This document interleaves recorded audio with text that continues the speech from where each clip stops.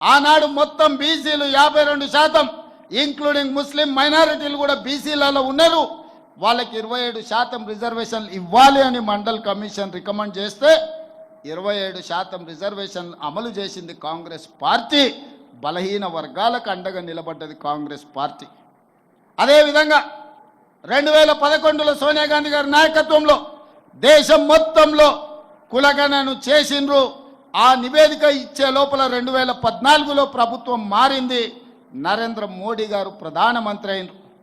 వారు ప్రధానమంత్రిగా బాధ్యతలు చేపట్టిన తర్వాత 2011లో కాంగ్రెస్ పార్టీ సోనియా గాంధీ గారి నాయకత్వంలో నిర్వహించిన కులగణన సర్వేను ఈరోజు తొక్కి పెట్టిండ్రు.